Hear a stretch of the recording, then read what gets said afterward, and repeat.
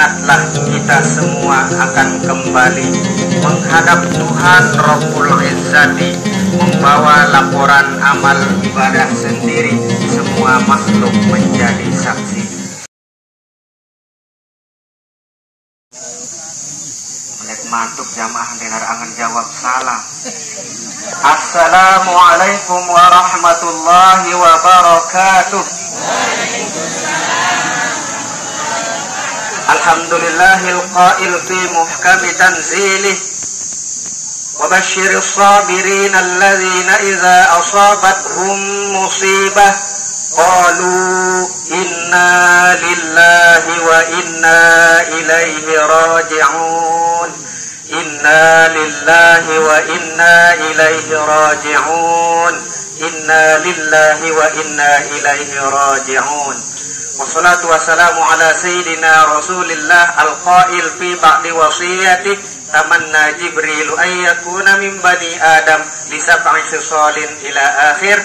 Wa qala maulana syekh fi wasiyatih, ingatlah kita semua akan kembali menghadap Tuhan Rabbul Izzati, membawa laporan amal ibadah sendiri, semua makhluk menjadi saksi. Sadaqallah wa sadaqa Rasulullah wa nahnu ala dzalika minasyahidin wasyakirin walhamdulillahi rabbil alamin. Amma ba'du.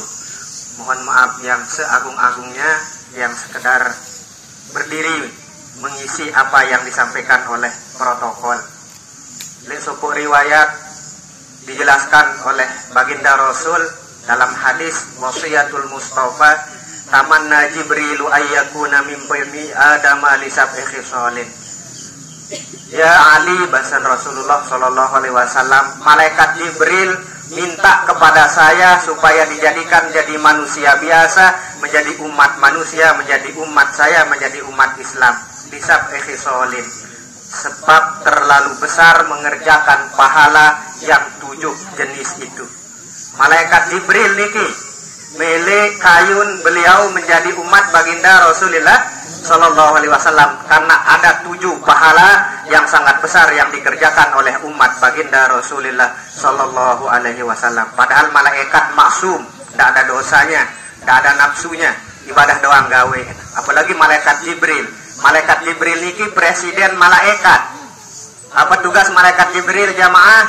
Membawa wahyu kepada para nabi dan Rasul, dan kepada orang yang sudah ditunjuk oleh Allah Subhanahu wa taala berupa ilham, berupa ilmu hikmah. Mungkin nabi dan rasul tidak ada. Apa tugas malaikat Jibril mungkin? Dan kamu ngena pensiun.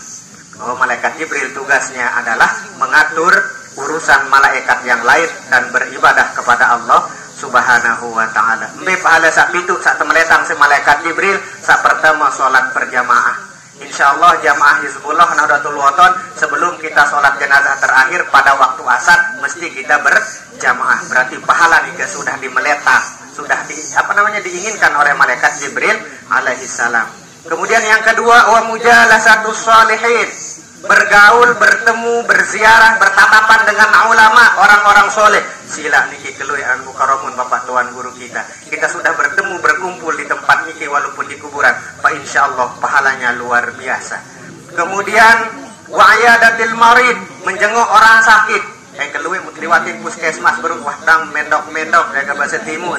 Wah tebedo mudah-mudahan sa sakit aden dijanin keringanan tersembuhan si Allah Subhanahu wa taala. Wa tasyi'il janazah, mengantar, mengurus jenazah, mulai dari memandikan, mengkafani, menyolatkan sampai menguburkan marata daniki, marasa tamosin si al-mukarram baru.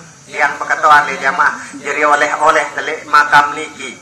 Ketika baginda Rasulullah sallallahu alaihi wasallam wafat, siapakah yang memandikan jasad baginda Rasulullah sallallahu alaihi wasallam? Sila cerdas cermat le kuburan. Saya tahu jawab.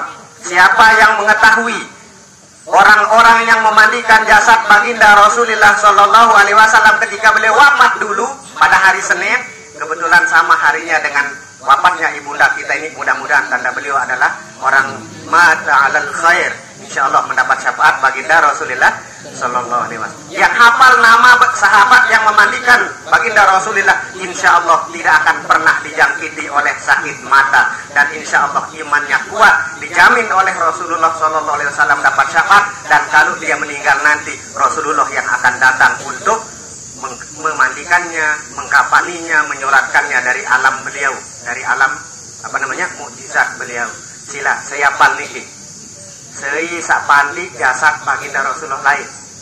Arak 5 tersebut si ulama dalam sebuah syair, laqad hadarul muhtaru bil ghusli khamsatun aliyun kazal abbas wal fadlu qad warad usama tusukranu wa man hamalas mahum lam yurabi ainihi qaddu ala romat. 5 sahabat yang memandikan jasad Nabi kita, Nabi besar Muhammad Sallallahu alaihi wasallam. Lamun tadi apal syair langsung apal pesengan beliau langsung.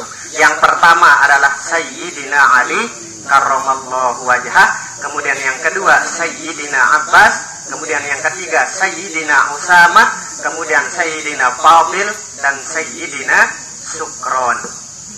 Kemudian pertanyaan tauhid yang kedua, ketika jasad Rasulullah Sallallahu alaihi wasallam dimandikan, setetes pun tidak ada air itu jatuh ke tanah. Kemana jasad air mandi jasad baginda Rasulullah Sallallahu alaihi wasallam? Apalagi air yang dipakai untuk memandikan jasad mulia baginda Nabi. Disebutkan juga oleh Bapak Maulana Syekh, ma zahara bawluhu 'alal ardi qad. Rasulullah ketika membuang air kecil, Nabi basalus. Ketika kecil, tidak ada yang jatuh ke bumi. Semuanya diambil oleh malaikatil muqarrabin, disambar oleh awan. Sekarang ketika Rasulullah sallallahu alaihi wasallam dulu ketika beliau wafat, air mandinya itu setetes pun tidak ada yang jatuh ke tanah. Kemana air mandi jasad baginda Rasulullah sallallahu alaihi wasallam? Semuanya diterbangkan oleh awan, dibawa ke langit, dan setelah itu berubah menjadi titik embun. Embun itu jatuh ke permukaan bumi, dan di mana saja tetesan air yang sudah menjadi mandi baginda Rasulullah sallallahu alaihi wasallam itu jatuh ke permukaan bumi, maka di tempat yang dijatuhi oleh hujan tersebut mesti di situ akan ada masjid, pertanda di situ mesti ada umat baginda Rasulullah sallallahu alaihi wasallam. Mulia keuntungan kita lihat Lombok niki, ternyata Pulau Lombok dikenal dengan Pulau 1000 masjid. Berarti paling banyak tetesan air mandi Rasulullah sallallahu alaihi wasallam jatuh di Pulau Lombok. Musai bergelar lek Lombok niki, lek ulama dunia bergelar Abul Madaris wal Masajid. Saya bergelar maranika jemaah. Bapak mau? Ternyata yang bergelar Abul Madaris wal Masajid, bapak moyangnya yang pertama dan utama serta paling banyak membangun madrasah dan masjid adalah Al-Maghfurullah Bapak Maulana Syekh. Saya ini ke pendiri organisasi Nahdlatul Wathon. Insya Allah berarti kita di bawah bimbingan doa insya Allah ngiring Bapak Maulana Syekh, berarti kita sudah mendapatkan curahan rahmat. Ternyata Bapak Maulana Syekh adalah pilihan Allah semenjak dahulu untuk dititipkan di Lombok ini untuk membangun madrasah. Berarti tetesan mandi baginda Rasulullah sallallahu alaihi wasallam dulu yang dimandikan oleh sahabat paling banyak jatuh di Pulau Lombok, dan ternyata dikemas jadi masjid oleh Al-Maghfurullah Bapak Maulana Syekh. Oleh sebab itu jangan bilin Bapak Maulana Syekh nggih, jangan bilin inwe nggih.